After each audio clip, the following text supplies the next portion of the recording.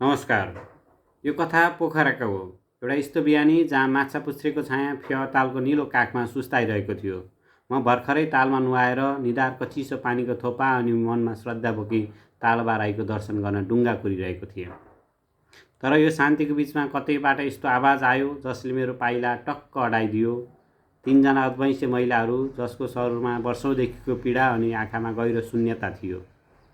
उनीहरू तालको किनारामा बसेर केही यस्तो बिलौना गर्दै थिए, सायद यो सहरले उनीहरूको बिलौना कहिले सुन्न नै चाहेन। म कौतूहलताले अलि नजिक सरेँ। त्यहीँ त एक दिदी निकै आक्रोशित मुद्रामा भन्दै थिइन्, कति सहनु दिदी, यो राजनीतिक आडमा पल्केकाहरूले हाम्रो शरीर लुच्न समेत लुचिसके। संसारकै सुन्दर महिला भन्छन् हामीलाई, तर हाम्रो मुटुमा पटक पटक विष रोप्छन्। नेता बनाउँदाले हाम्रो अस्मितामा गिद्धे नजर लगाए, हामीलाई कुल्चिए, हामीलाई लात हाने। स्थानीय सरकारको त झन् के कुरा गर्नु, हामीलाई पैसा छ्याप्ने मेसिन मात्र देख्छ, हामीबाट डलर मात्र कमाउन खोज्छ। हाम्रो नाम बेचेर कतिले महल ठड्याए, तर हाम्रो घाउमा मलमपट्टि लगाउने कसैलाई फुर्सद भएन। उनीहरूको त्यो चित्कार सुनेर म सहनै नसकेर बिस्तारै उनीहरूको नजिक गएँ।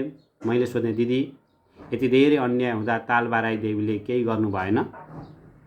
त्यही बेला माइली दिदीले निकै गहिरो र मर्मस्पर्शी स्वरमा भन्नुभयो, बाबु, बिचरा तालबाराई आमाको पनि त दुःख थोरै छैन। मान्छेहरूले आफैले फोहोर गरेको त्यो विषालु पानी ल्याएर आउनलाई चढाइदिन्छन्, नुहाइदिन्छन्, केमिकल भरिएको अबिर र विष मिसिएको प्रसाद चढाउँछन्। त्यसैले गर्दा रातभरि उनको आँखा पोलेर छटपटिन्छन्। उनी राति लुसुक्क बाहिर निस्केर तालको पानीले मुख धुन खोज्छिन्। तर तालको पानी यति दुर्गन्ध भइसक्यो कि आमाले हात हाल्न समेत डराउनुहुन्छ। त्यसैले कहिलेकाहीँ आमा रिसले उग्र भएर जमिनमा उफ्रिनुहुन्छ, अनि मात्र जमिन थर्किन्छ, भूकम्प जान्छ। त्यसैले त हो नि बाबु, पोखरा वरपरको जमिन बेला बेलामा भाँसिएको। तर आखिर आमा नै हुन् बाबु। सन्तानको मायाले सबै पीडा सहेर चुपचाप छिन्। मैले दिदीहरूलाई सान्त्वना दिँदै भने, दिदी, अब निराश नहुनुहोस्। अब देशमा युवाहरूको सहर आएको छ, सरकार आएको छ।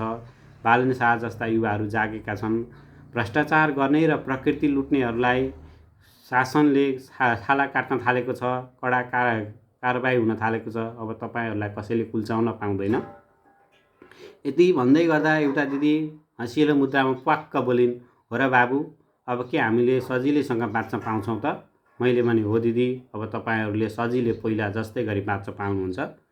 यति भनेपछि मैले फेरि सोधेँ, दिदी, मैले त बिर्सिएछु, हजुरहरूको नाम र घर चाहिँ कहाँ हो नि?